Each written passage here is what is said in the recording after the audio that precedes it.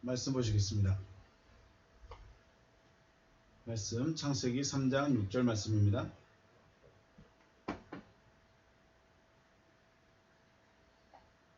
여자가 그 나무를 본즉 먹음직도 하고 보암직도 하고 지혜롭게 할 만큼 탐스럽기도 한 나무인지라. 여자가 그 열매를 따먹고 자기와 함께 있는 남편에게도 주매 그도 먹은지라. 아멘.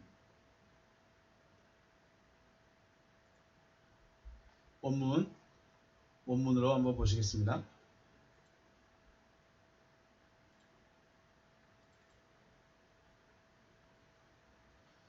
바테라 하이샤 키 토브 하이츠 레마칼 베키 타바흐 라에나임 베헨느마드 하에츠 레하스킬 바티카흐 미페르요 바토칼 바티텐 감 레이샤 임마흐 바요칼. 네.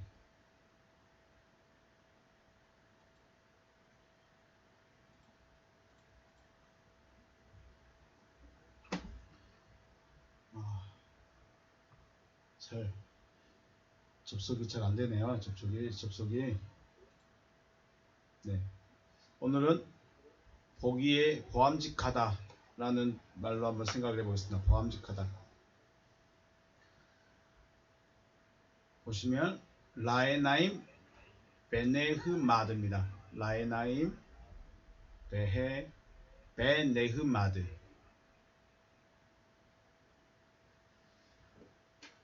하마드.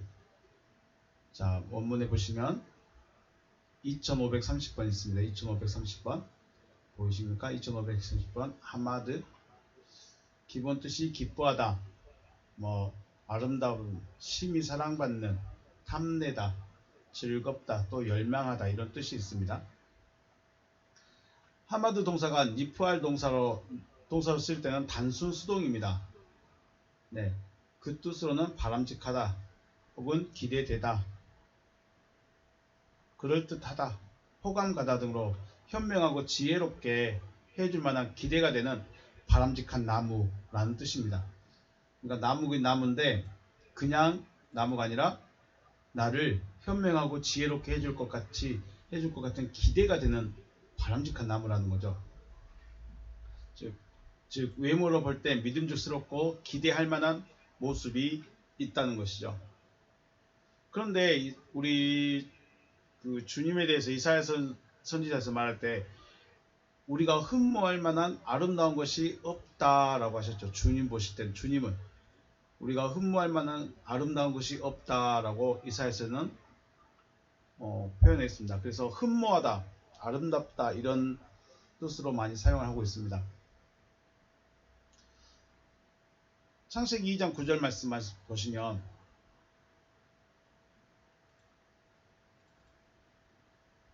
창세기 2장 9절 말씀에 여호와 하나님이 그 땅에서 보기 아름답고, 여기도 네헤마드 됐습니다. 먹기에 좋은 나무가 나게 하시니 동산 가운데는 생명나무와 선악을 알게 하는 나무도 있더라. 여자가 보고 느끼는 모습이나 하나님께서 나게 하신 동산의 모든 나무, 동산 모든 나무입니다. 동산의 모든 나무나 전치사만 놓고 똑같은 단어로 기대할 만하다는 거예요. 나무인데 여호와 하나님께서 허락하신 나무나 아니면 여자가 보고 있는 그 나무도 기대할 만한 그런 나무라는 것이죠.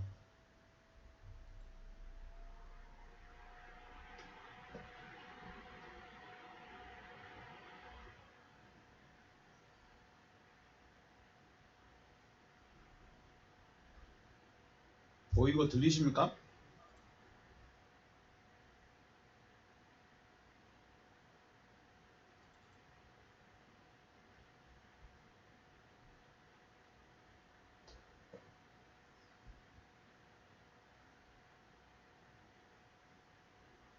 하마드 동사가 칼용으로 사용될 때는 부정적 의미로 많이 사용합니다.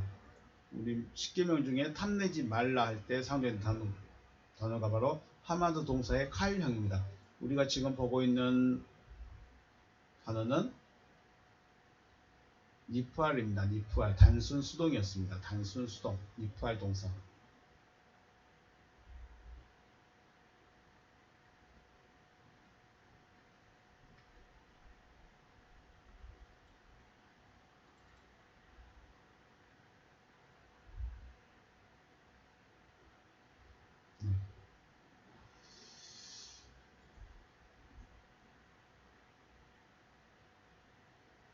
우리가 보고 있는 그 어떤 것이 우리가 기대할 수 있는 그 어떠한 것을 해결해 줄 수 있을 것이라면 우리 얻기를 위해서 애써야 할 수도 있겠죠. 우리가 뭔가를 기대할 수 있고 정말 나에게 뭔가를 해줄 수 있는 것이라면 우리는 얻기 위해서 애를 써야 할까요? 아니면 있어도 좋고 없어도 좋을까요? 하나님께서 처음 만들어 놓으신 것 중에도 그렇게 해놓으셨습니다. 하나님도 우리 창세기 말씀 보시니까 보기에 좋은 이렇게 해놨죠. 동산의 모든 나무도 보기에 좋았습니다. 쉽게 말해서 여자가 보고 있는 그 모습이나 하나님께서 처음 만들어 놓으신 동산의 모든 나무, 보기에 좋고 먹을만한 먹기에 좋은 나무, 보기 아름답고 먹기에 좋은 나무, 하나님도 그걸 해놓으셨다는 거예요. 없어도 되는 것이라면 창세기 2장 9절에서 여호와 하나님께서 다른 단어로 사용하였어야 되는데 똑같은 단어를 사용하고 있다는 것은 우리로 하여금 무엇인가를 기대할 수 있도록 하셨다는 것이죠. 다시 말씀드리지만 하나님도 동산의 모든 나무를 보기에 아름답게 해 놓으셨습니다. 우리가 탐심 혹은 탐욕이라는 단어는 특이하게 배차라는 단어가 따로 있습니다. 배차. 우리는 지금 하마드 단어를 보고 있는데 하마드는 기대하는 거고 이 탐욕, 탐심이라는 말은 배차라는 말이 따로 있습니다. 보시면 약탈하다, 뺏어내는 거겠죠. 획득하다, 탐욕 이런 뜻을 가지고 있는 단어가 있습니다. 배차라고. 그러면 하마드, 우리가 하나님께서 보기 아름답고 흠모하게 할 만한 것을 놔두셨다면 이것은 빼앗아 먹는 것이 아니라 자연스럽게 우리가 먹을 수 있다는 것이죠. 탐욕은 아니라는 것입니다. 여자도 보기에 좋고 자기가 먹어서 이익이 될 것 같아서 눈이 가는 건 맞는데 탐욕이라고 말하기까지는 어렵다는 것이죠. 내 마음에 주의 증거들에게 향하여 하시고 탐욕으로 행하지 말게 하소서. 내 마음이 주의 증거들에게 향하게 하시고 탐욕, 배차를 향하여 향하지 말게 하소서라는 말씀도 시편 말씀도 있습니다. 주의 증거들을 향한 우리 마음은 주의 증거들을 향해야 되고 탐욕을 향해서 배차를 향해서는 향하지 말아야 된다. 또 하박국에서는 재앙을 피하기 위하여 높은 데 깃들이려 하는 자 하느며 자기 집을 위하여 부당한 이익, 이 부당한 이익이 바로 배차입니다. 배차. 부당한 이익을 배차. 부당한 이익을 취한 자에게는 화가 있을진저라고 하박국에서 말하고 있습니다. 배차라는 동사는 탐욕이지만 부정적인 방법, 부정한 방법으로 이를 취하는 것을 사용할 때는 배차를 쓰고 하마드를 쓸 때는 사모하고 열망할 때 쓰는 단어입니다. 같이 원하는 건 똑같습니다. 원하는 마음은 똑같은데 부정한 방법으로 사용할 때는 배차를 쓰고 정말로 사모하고 열망하는 마음은 하마드 동사를 쓴다고 하는 것이죠. 우리가 사모하고 열망해야 할 것은 선악을 아는 것이 아니라 여호와의 규례다 라고 말합니다. 자, 우리가 사모하고 열망해야 될 것은 여호와의 규례입니다. 여호와의 법도를 사모하고 열망해야지 선악을 아는 것을 열망하면 안 된다는 것이죠. 시편 19편 9절에서 말씀 보면 여호와를 경외하는 도는 정결하여 영원까지 이루고 여호와의 법도 진실하여 다 의로우니 곧 많은 순금보다 더 사모할 것이며 꿀과 송이꿀보다 더 달도다 라고 시편 기자는 말하고 있습니다. 여호와를 경외하는 도, 여호와의 법도 우리는 이것을 사모해야 된다라고 말하고 있습니다. 그러나 재밌는 것은 주님은 흠모할 만한 것이 없다라고 말하죠. 이사야 53편의 53장 2절 그는 주 앞에서 자라나기를 연한 순 같고 마른 땅에서 나온 뿌리 같아서 고운 모양도 없고 풍채도 없은즉 우리가 보기에 흠모할 만한 것이 사모할 만한 아름다움이 없다. 네. 주님은 별로 사모할 만한 그런 모습이 아니었나 봅니다. 여호와 하나님께서 흠모할 만한 것을 준비해 놓으셨죠. 이미 준비해 놓으셨습니다. 흠모할 만한 것을. 창세기 2장 9절에서 흠모할 만한 것을 준비해 놓으셨는데 사람들의 보기에 흠모할 만한 아름다움이 없는데 이 주님이 바로 구원의 주님이시고 여자는 자신이 보고 흠모하지 말아야 할 것을 흠모하는 탐심의 마음을 가진 자가 되어서 결국 구원에 이르지 못하는 결과를 낳았음을 우리는 반드시 생각해 봐야 할 것입니다. 하나님께서 흠모할 만한 것을 준비해 놓으셨는데 사람들이 보기에 우리가 보기에 별로 그다지 예뻐 보이지 않았다는 것이죠. 우리 지난 시간에 먹을 것에 대해서 이야기할 때도 그랬습니다. 하나님께서는 이미 창세기 2장 9절에 먹기에 좋은 나무 나게 하셨습니다. 이미 하나님이 우리가 먹을 수 있는 것을 준비해 놓으셨습니다. 그리고 그것을 먹으라고 하셨습니다. 그런데 날마다 먹는 밥이 귀찮았나 봐요. 날마다 먹는 밥이 지겨웠나 봅니다. 오늘 또 시래기 된장국이 나왔는데 저도 나름대로 열심히 먹었는데 아이들은 지겨웠나 봅니다.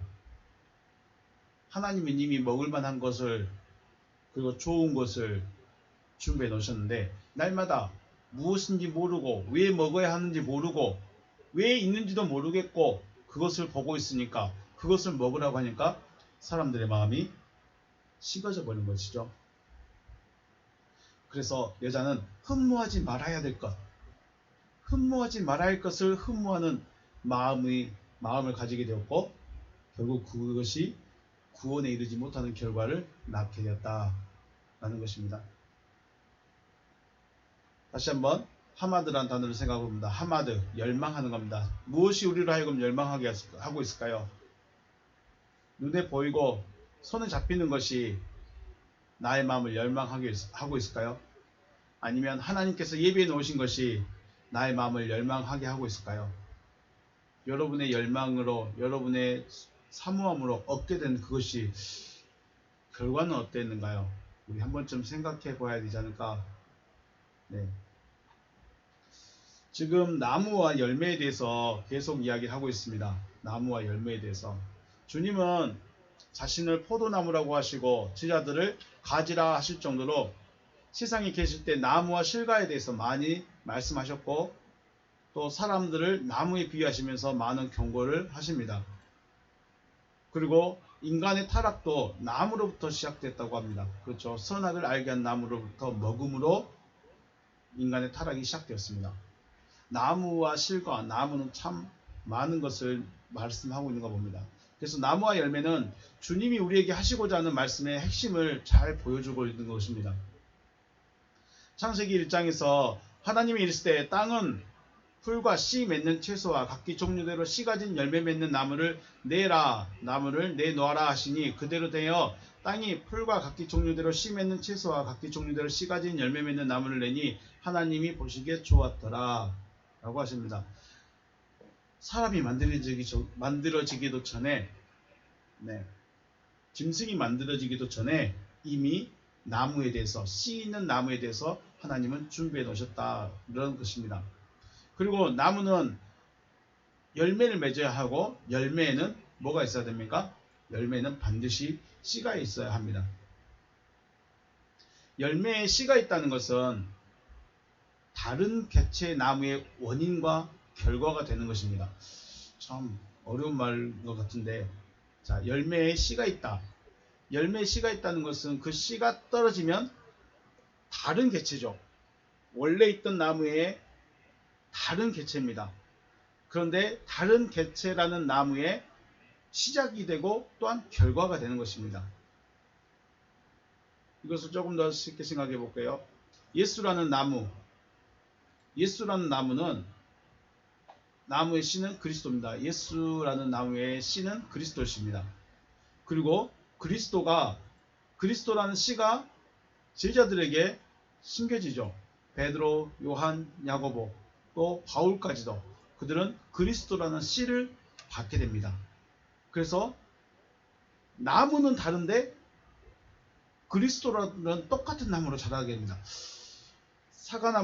사과나무에서 사과를 따서 그 씨를 잘 말려서 심었더니 또 다른 사과나무가 나오네요. 그렇죠. 또 다른 사과나무가 나옵니다. 그 나무를 사과 씨를 심어서 얻은 나무를 대나무라고 하지 않죠. 그 나무를 포도나무라고 하지 않죠. 사과나무라고 그러죠. 똑같은 사과나무입니다. 똑같은 사과나무인데 개체가 달라졌을 뿐입니다. 자, 그리고 그들의 씨를 다음 세대에 전해주는 것과 같은 것이죠. 예수라는 나무의 씨는 그리스도. 그 그리스도가 제자들에게 심겨졌습니다. 그런데 개체는 다른데 그들도 똑같은 나무예요. 똑같은 나무예요. 마치 사과나무 씨가 떨어져서 사과나무 싹이 올라오는 것 같이 개체는 다른데 똑같은 사과나무예요.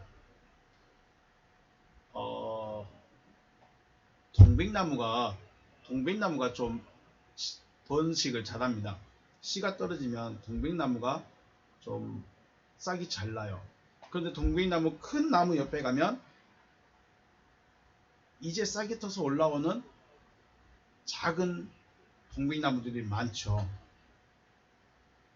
그 동백나무들이 자라면 또 똑같은 씨를 뿌리고 또 싹이 납니다.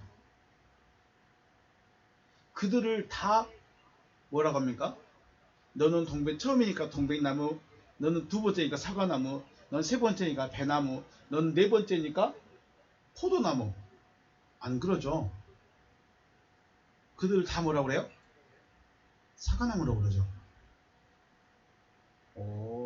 예수라는 나무의 씨는 그리스도. 이 씨를 받은 베드로, 요한, 야고보와 바울 같은 사람들을 뭐라고 그래요? 그러면 이 사람들의 씨는 또 그리스도. 이렇게 이어집니다. 이해가 되시길 주의 이름으로 축복합니다.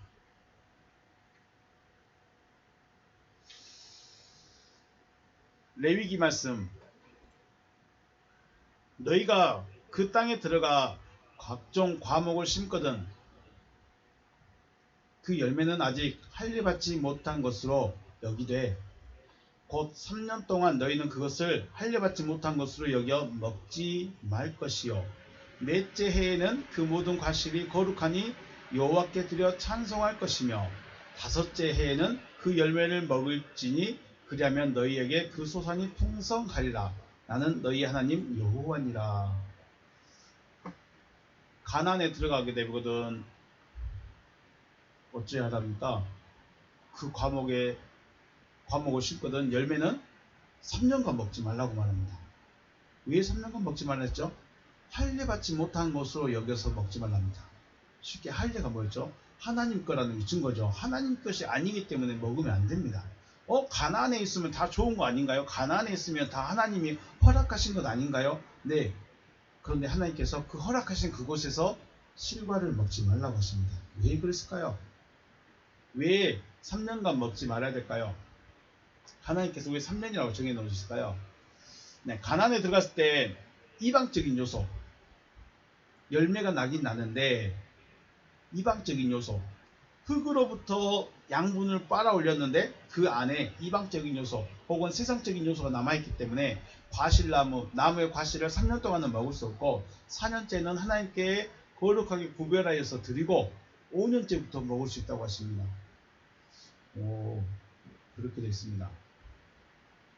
하나님의 말씀을 받고 세상적인 요소, 인간적인 요소가 다 제거되기까지 시간이 필요합니다.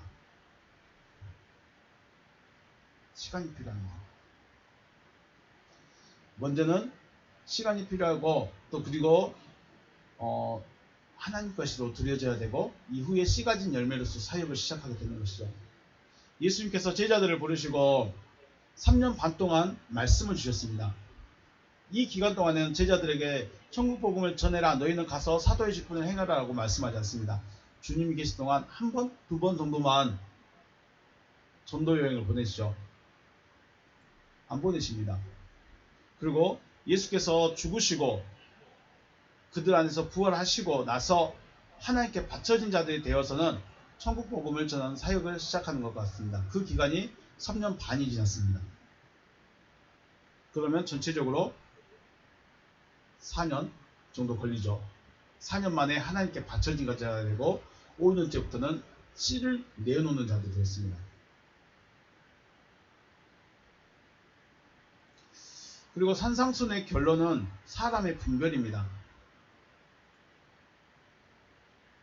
마태복음 7장 15절 말씀에 거짓 선지자들을 삼가라. 양의 옷을 입고 너에게 나오나 속에는 노랗기라는 일이라. 그들의 열매로 그들을 알지니 가시나무에서 포도를 또는 엉겅퀴에서 무화과를 따겠느냐. 이와 같이 좋은 나무마다 아름다운 열매를 맺고 못된 나무가 나쁜 열매를 맺나니 좋은 나무가 나쁜 열매를 맺을 수 없고 못된 나무가 아름다운 열매를 맺을 수 없느니라. 아름다운 열매를 맺지 아니한 나무마다 찍혀서 불에 던지느니라. 이러므로 그들의 열매로 그들을 알리라. 아멘. 여기 18절 말씀 보면 좋은 나무가 나쁜 열매를 맺을 수 없고 못된 나무가 아름다운 열매를 맺을 수 없느니라. 이게 뭘 말씀할까요? 말 그대로 속성 그 자체입니다. 좋은 나무는 좋은 열매를 맺을 수밖에 없습니다. 속성을 지금 말하고 있는 것입니다. 그러므로 거짓 선지자들을 나쁜 나무라고 하고 있습니다. 이들은 아름다운 열매를 맺을 수 없다는 것입니다. 왜 그럴까요? 그 속성이 그 근본의 뿌리 혹은 원줄기 자체가 악하기 때문인 것이죠. 그들은 아무리 선한 열매를 맺고 싶은다 할지라도 그들만의 판단의 선한 열매지 결코 하나님 보시기에 선한 열매는 아니라는 것입니다. 사람들의 보기에 아름답게 보일지라도 그 속성 혹은 존재가 어디에 붙어 있는가를 볼 수 있어야 하지만 거짓 선지자들은 자신을 감추고 있죠. 거짓 선지자들은 선전을 하고 있습니다. 광고를 하고 있습니다. 왜요? 나에게 붙으라는 것이죠. 그럴지라도 그들의 열매가 그들의 존재성을 나타내고 있기 때문에 그들의 열매로 그들을 알리라. 그들의 열매로 그들을 알리라. 네. 생명나무가 하나가 되면 생명을 말할 수밖에 없고 선악을 아는 지식나무가 하나가 되면 옳고 그름, 도덕과 윤리만을 말할 수밖에 없습니다. 생명을 말하고 있느냐, 옳고 그름 혹은 도덕과 윤리만 말하고 있느냐, 착하게 살아야 되고 선하게 살아야 되고 뭔가 행동을 나타내야 되고, 이것은 뭐예요? 원망하지 말고 불평하지 말고, 이건 뭐예요? 선악을 아는 지식의 나무와 연결되어 있는 것입니다.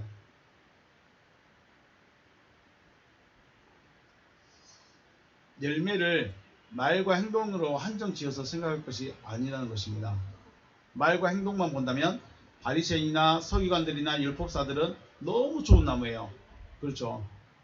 바리새인이나 서기관들은 너무 좋은 나무인데 그들은 본받지 말라고 말합니다. 지금의 우리가 생각할 것은 당장의 어떤 말과 행동이 아닌 우리 속에 무엇이 있는가, 어떠한 씨가 심겨져서 있으며 이 씨가 언제 부활할 것인가에 대한 생각입니다. 목사가 말씀 갖고 있으면 착하게 살아야 되고 선해야 되고 좀 변화된 모습도 있어야 되고 말씀 말하니까 좀 변화되고 성격도 좀 바꿔지고 그랬으면 좋겠구만 하시는데, 저도 그것이 고민이었습니다. 저도 그것이 고민입니다. 그런데 이것은 내가 할 수 있는 부분이 아니라 하나님의 때가 되어야 될 수 있습니다. 죄송합니다.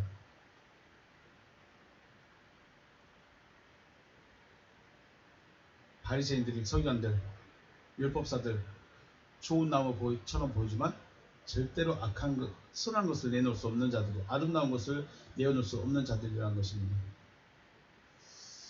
로마서 11장 17절 또한 가지 얼마가 꺾였는데 돌 감람나무 네가 그들 중에 접붙임이 되어 참 감람나무 뿌리의 진액을 함께 받는 자가 되었은즉 그 가지들을 향하여 자랑하지 말라.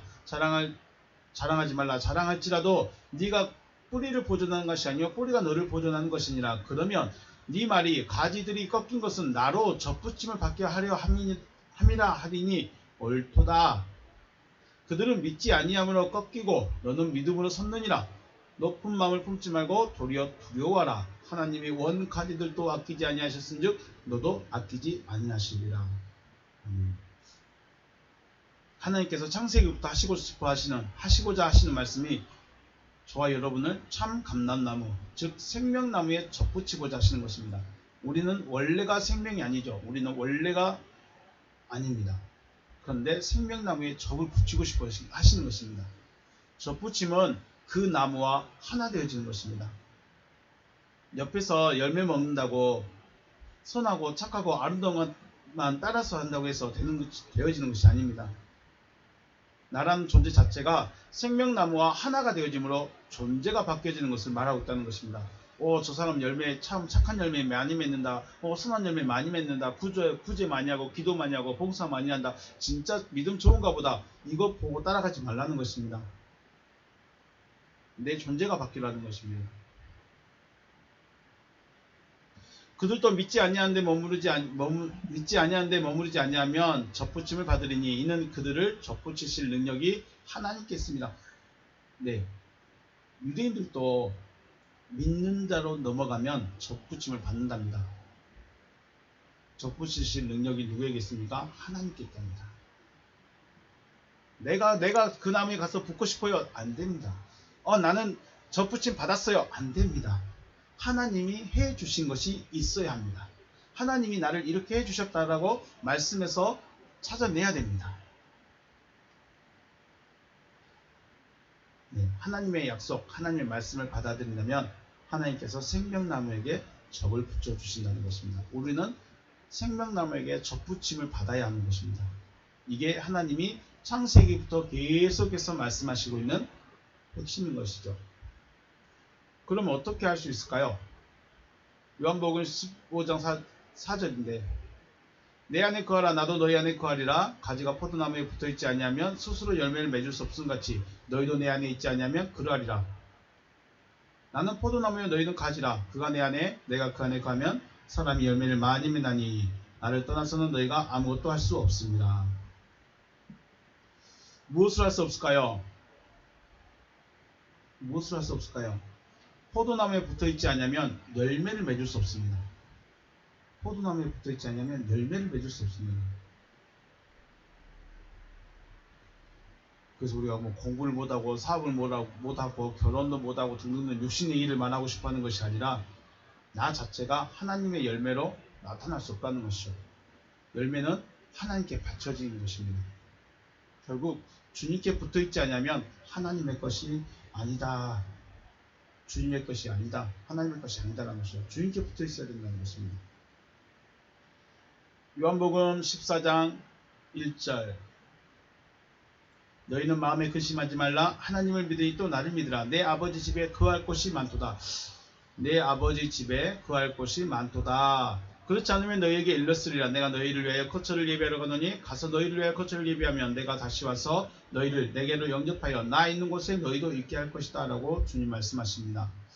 우리가 고민하고 생각해 보아야 될 말씀이 이 부분입니다. 내 아버지 집에 거할 곳이 많도다. 원문을 보시면 엔테 오이키아입니다. 오이키가 아니라 오이키아 투 파트로스 무 모나이 폴라이 에이신 엔테 오이키아 투 파트로스 무 모나이 폴라이 에이신 나의 아버지 집 안에 모나이가 많이 있다. 모나이가 많이 있답니다. 모나이가 뭘까요? 모나이 명사 주격 여성 복수들입니다. 체류, 거주, 거처, 처소 이런 뜻을 가지고 있습니다. 매너, 머물다, 거하다, 계속하다, 거주하다. 뭐 이런 뜻을 가지고 있습니다. 오이키아, 오이키아, 거주, 거주지, 혹은 일가족, 집안, 식구 이렇게 말하고 있습니다. 모나이와 오이키아 사전적으로는 비슷해 보입니다. 사전적으로는 집이나 거처나 거주지로 비슷해 보이지만 바로 생각해야 할 단어가 모나이입니다. 모나이. 모나이들이 많이 있다. 모나이들이 많이 있다는 것입니다. 모나이들. 모나이들은 아버지 집에 있는 자들입니다. 간략하게 결론만 말씀드리면 모나이들은 아버지 집에 있는 자들이 모나이들입니다. 즉 아버지와 함께 하나 되어져 있는 자들인 것이죠. 그런데 그런 자들이 많이 있다고 합니다. 그런 자들이 많이 있다. 아버지 집에 거하고 있는 자들이 많이 있다는 것입니다. 이게 무슨 말이냐? 즉 말씀이 이루어진 자들이 많이 있으니 내가 떠나가도 너희 마음이 요동하지 않도록 해라. 이 말씀인 거죠. 다시 한번 말씀 보겠습니다. 14장 1절 너희는 마음에 근심하지 말라. 하나님을 믿으니 또 나를 믿으라. 왜 근심하게 될까요? 왜 마음이 흔들리게 되고 요동치게 될까요? 주님이 죽으시거든요. 주님이 죽으셔야 되거든요. 그런데 주님이 내 아버지 집에 거할 곳이 많다. 거할 곳이 많다. 방이 한 수백 개 될까요? 63빌딩을 다 아파트로 집으로 채워버렸을까요? 원룸으로 다 만들었을까요? 그래서 아버지 집에 거할 곳이 많다고 했을까요? 이 부분이 참 해석이 어려운 부분이 되어 있습니다. 그래서 말씀해 보면 오이키아도 집이고 모나이도 거할 곳 이렇게 거할 곳 해버리니까 집 안에 방이 많다 이런 뜻이 돼버리는 거죠. 집 안에 방이 많다. 그래서 네 방 있고 내 방 있고 아니면 하나님의 나라에 네 땅은 100평 내 땅은 50평 뭐 이렇게 나눠질까요? 그거 말씀하는 것입니다. 하나님 내 아버지 집에 거주하고 있는 사람들 살고 있는 사람들이 많다는 겁니다. 그 말은 말씀대로 되어진 자들이 많이 있다. 말씀이 이루어진 자들이 많이 있으니 결국 그럼 뭐겠습니까? 구약의 말씀을 증거를 믿고 있는 그들이 하나님과 함께 된 자들이 많이 있다. 그러니까 너희도 하나님과 함께 할 것이다. 이런 말씀인 거죠. 그러니까 내가 떠나가도 내가 혹시 죽더라도 너희 마음은 요동치지 말라는 것입니다. 그러면 결국 모나이들은 생명나무가 하나 되어 있는 자들인 것이죠. 주님의 말씀을 간직하고 있는 자들에게 주님께서 하나가 되어주시겠다는 것입니다. 우리가 어떤 나무에 붙여질 것인가, 내가 어떤 말씀을 듣고 관심을 가지고 있는가에 달려있는 것입니다. 하나님께서 허락하신 보기 아름답고 먹기에 좋은 모든 나무에 관심을 가질 것인가, 아니면 그럴듯하게 보이는 선악을 알게 하는 지식나무에 관심을 가질 것인가. 하나님은 내가 지식나무를 쳐다보지 않아도, 내가 눈을 들어서 아름다운 것을 찾고 있지 않아도, 내가 눈을 들어서 내 마음에 드는 것을 찾고 있지 않아도 하나님은 이미 준비해 놨습니다. 이미 하나님은 우리로 하여금 그것을 먹게 해 놨습니다. 그런데 우리는 눈이 어둡고 귀가 둔하이고 마음이 어둡고 머리가 닫혀서 도대체가 볼 수도 없고 들을 수도 없고 깨달을 수도 없고 받지도 못하는 그런 상태가 되어져 버렸다는 것이죠. 저와 여러분은 하나님의 말씀에 하나님이 무엇을 원하시는지, 하나님이 무엇을 바라고 계시는지를 들을 수 있고 찾을 수 있고 볼 수 있고 만날 수 있기를 주님의 이름으로 축복합니다.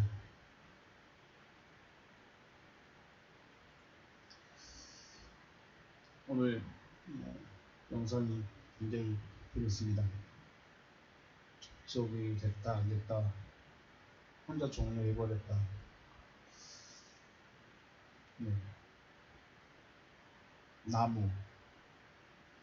나무는 세 가지. 보기 아름답고 먹기에 좋은 나무, 그리고 동산 중앙에 생명나무, 선악을 알게 하는 지식나무가 있습니다. 하나님도 이미 우리에게 좋은 걸 주셨습니다. 하나님도 이미 우리가 살아갈 수 있는 뭔가를 주셨습니다. 그런데 거짓 선지자들이 그것을 가로막고 있습니다. 들을 수 없게, 볼 수 없게 가로막고 있습니다. 하나님의 말씀을 들을 수 있는 그래서 하나님의 뜻이 이루어질 수 있는 여러분과 제가 되시길 주님의 이름으로 축복합니다. 마치겠습니다. 감사합니다.